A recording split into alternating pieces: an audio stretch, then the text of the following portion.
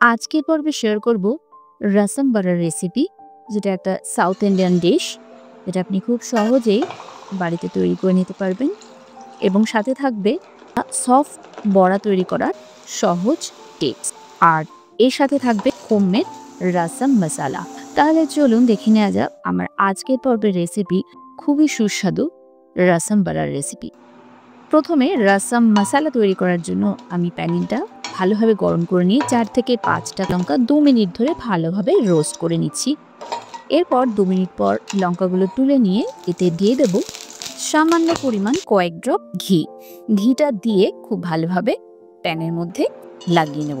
এরপর এতে দিয়ে দেব 1 টিস্পুন পরিমাণ ছোলার ডাল আর 1 টিস্পুন পরিমাণ অড়হর ডাল। এরপরে খুব ভালোভাবে ঘিয়ের সাথে মিশিয়ে নেব। এরপর এতে অ্যাড করব 1.5 টিস্পুন পরিমাণ গোলমরিচ। গোলমরিচটা দেওয়ার পরেও এটা হালকা করে ভেজে নেব। হালকা করে ভেজে নেওয়ার পরে এতে দেব 1 টিস্পুন গোটা জিরে, 1 টিস্পুন পরিমাণ গোটা ধনে। এটাও খুব ভালোভাবে হালকা করে ভেজে নেব। এরপর দেব ফ্রেশ কারি পাতা, 10 থেকে 12টা ফ্রেশ কারি পাতা দিচ্ছি। এটাও খুব ভালোভাবে ভেজে নেব। এরপর দেব খুবই সামান্য পরিমাণ মেথি দানা, এটাও হালকা করে ভেজে নেব। এরপর 1/2 টিস্পুন পরিমাণ দেব হিং। ফ্লেমটাকে অফ করে দিয়ে হালকা ঠান্ডা করে নিতে হবে। হালকা ঠান্ডা হয়ে গেলে মিক্সার গ্রাইন্ডার জারের মধ্যে দিয়ে 1/2 টিস্পুন হলুদ গুঁড়ো আর যে শুকনো লঙ্কাগুলো ভেজে রেখেছিলাম সেগুলো দিয়ে খুব ভালোভাবে একটা সেমিফাইন পাউডার তৈরি করে নিতে হবে। দেখুন, হোমমেড রসম মশলা কিন্তু একদম রেডি হয়ে গেছে। এটা স্টোর করে রাখতে পারেন 8-10 দিন। এরপর একটা প্রেশার কুকার নিয়েছি, এতে দিয়ে দিচ্ছি 1/4 কাপ মতো অড়হর ডাল। এটা আমি 15 মিনিট ভিজিয়ে রেখেছিলাম। এটা প্রেশার কুকারে দিয়ে দিচ্ছি। এতে দিয়ে দিচ্ছি 5 কাপ পরিমাণ জল, কারণ ডালটা একটু বেশি পাতলা হতে হবে। এই জন্য 5 কাপ পরিমাণ জল আমি দিয়ে এতে স্বাদ মতো নুন দিয়ে দিচ্ছি। আর দেব এতে 1 টিস্পুন পরিমাণ হলুদ গুঁড়ো। এরপর উপর থেকে সামান্য কয়েক ড্রপ তেল দিচ্ছি, যাতে ডালটা চারিদিকে ছিটে না যায়। এরপর 4টে সিটি দেওয়ার জন্য রেখে দিচ্ছি। এরপর এদিকে আমি 1/4 কাপ পরিমাণ এরকম শুকনো তেঁতুল গরম জলে 10 মিনিটের জন্য ভিজিয়ে রেখে দিচ্ছি।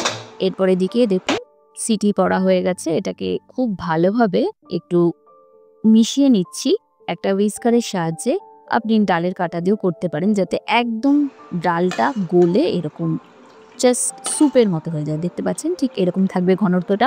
এরপর এই ডালে তড়কা দেওয়ার জন্য এতে 1 টিস্পুন পরিমাণ সর্ষে আর 1 টিস্পুন পরিমাণ দিচ্ছি গোটা জিরে।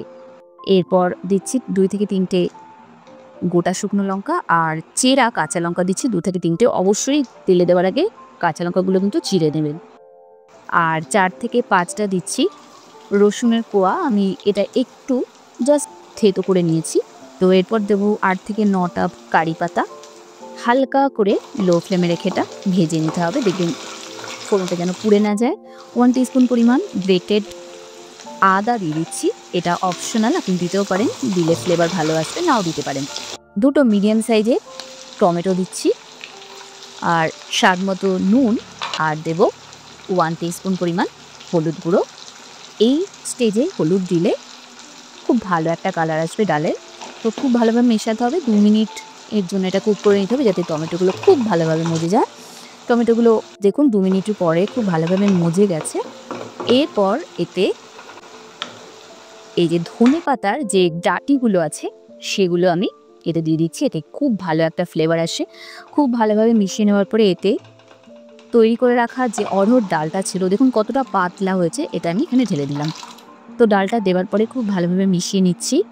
ডালটা যখন হালকা ফুটতে শুরু করবে তখন এতে অ্যাড করব যে তেঁতুলটা যে গুলে রেখেছিলাম 10 মিনিটের জন্য গরম জলে, সেটা দিয়ে দিচ্ছি। পুরো জলটা সমেত পাল্পগুলো দিচ্ছি। দানা অবশ্য আমি বেছে দিয়েছিলাম, দানাটা ছাড়িয়ে নিয়েছি। এরপর খুব ভালোভাবে মিশিয়ে নেব।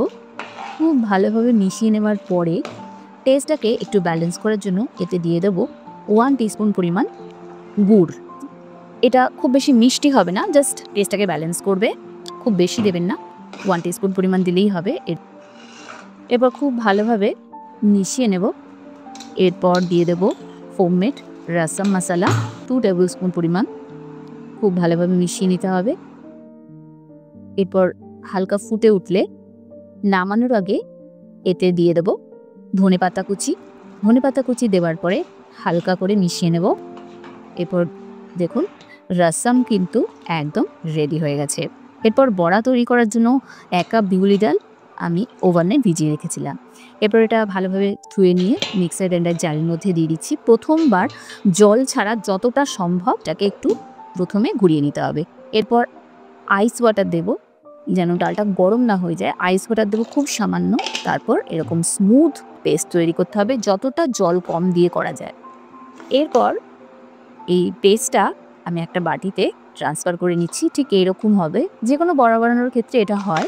এরপর 15 মিনিট এরকম হাতের সাহায্যে একই ডিরেকশানে এটাকে ভালো করে ফেটিয়ে নিতে হবে। হয় আপনি ক্লকওয়াইজ করবেন অথবা অ্যান্টি ক্লকওয়াইজ। একই ডিরেকশনে না ঘোরালে কিন্তু ব্যাটারটা নষ্ট হয়ে যাবে।